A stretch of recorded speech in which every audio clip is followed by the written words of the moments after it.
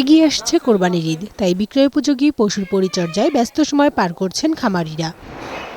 কোরবানির ঈদকে ঘিরে পশু মোটাতাজাকরণে ব্যস্ত সময় পার করছেন লালমনিরহাটের খামারিরা। স্বাস্থ্যসম্মত ও দেশীয় পদ্ধতিতে পশু লালন পালন করায় এখানকার পশুর চাহিদা রয়েছে বেশ। খামার থেকে পছন্দের গরু কিনে নিয়ে যাচ্ছেন অনেকে, তবে গোখাদ্যের দাম বেশি হওয়ায় পশু লালন পালনে ব্যয় বেড়েছে। ফলে খামারিরা কিছুটা দুশ্চিন্তায় রয়েছেন। আমরা ছোট গরু পালিয়ে বড় করছি দামের আশায়। ভারতীয় গরু না আসে তাহলে আমাদের খামারি মোটামুটি লাভজনক হবে।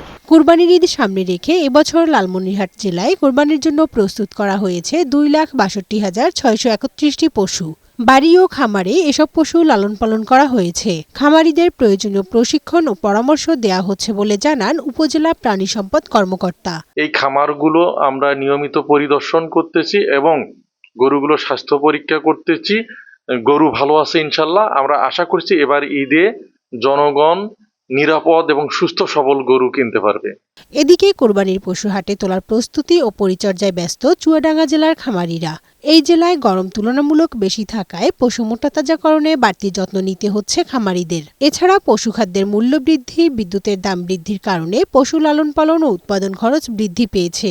এখন বাজার দর নিয়ে শঙ্কায় খামারিরা। অনেকেই আসছে, গরু দেখছে, তারপরে একটা দামাদারির ব্যাপারটাও চলছে। যদি বাইরের দেশ থেকে গরু না আসে কিংবা সরকার যদি বন্ধ করে দেয় তাহলে খামারিরা কিছু লাভ করতে পারবে। জেলার বিভিন্ন খামারে ও বাড়িতে প্রায় 2 লাখ গবাদি পশু প্রস্তুত করা হয়েছে। তবে জেলায় কুরবানির জন্য চাহিদা রয়েছে 1,25,000 পশুর। এ অঞ্চলের খামারিরা শাহিওয়াল ও ফ্রিজিয়ান জাতের গরু বেশি লালন পালন করে। এই জেলার ব্ল্যাক বেঙ্গল জাতের ছাগলের চাহিদা রয়েছে সারা দেশে। আমাদের খামারিরা বর্তমানে এই গবাদি পশু হৃষ্টপুষ্টকরণ নিয়ে তারা ব্যস্ত আছে।